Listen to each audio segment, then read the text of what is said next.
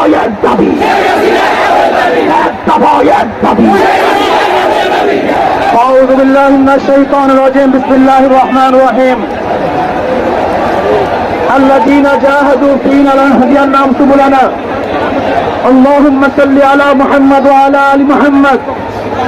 প্রিয় ছাত্র জনতা ভাইয়েরা আমার, আপনারা জানেন আমরা এখানে কেন অবস্থিত হয়েছি, কেন একত্রিত হয়েছি।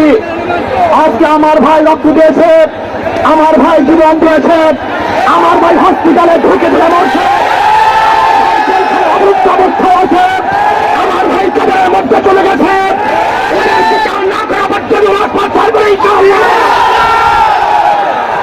আমার খুনি হাসিনার সাথে কোন সমঝোতা নাই, এবং মাঠ একটাই, ওই পিতার বেটিকে আপনার পারবো না। আমার শেখ হাসিনা আমাদের রক্ত নিয়েছে, আমাদের জীবন নিয়ে তিনি মেরে খেলছে।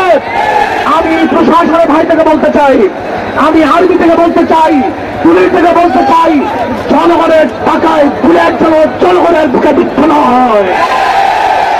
আপনারা জনগণের পাশে থাকতেন। ইসলামী আন্দোলন বাংলাদেশ এইসব চরমানাই প্রথম থেকে ছিল। আপনারা থাকতেন ইনশাআল্লাহ।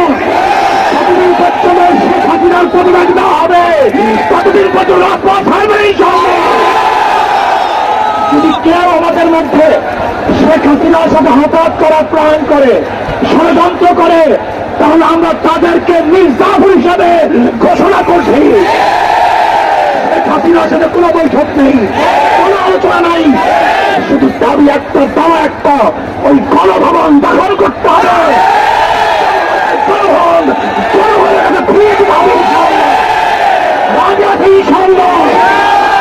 আমরা জীবন দেব, রক্ত দেব, রাজপথ ছাড়ব না।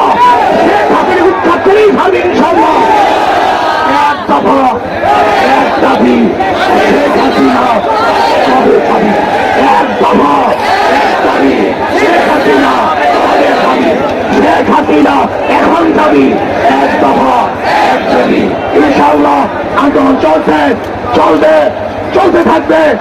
আগামীকাল গণমিছিলে সবাই অংশগ্রহণ করবেন, কেউ ঘরে থাকবেন না। শুধু মরার জন্য তো হই, আমরা কেউ বলবো না। আর বাঁচার জন্য বিচ্ছিন্ন থাকি, আমরা কেউ বাঁচতে পারবো না। সংগ্রামী ইনশাআল্লাহ আমরা সবাই আছি, থাকবো কি রাজি আছেন ইনশাআল্লাহ? এক দফা এক দাবি, এক দফা এক দাবি।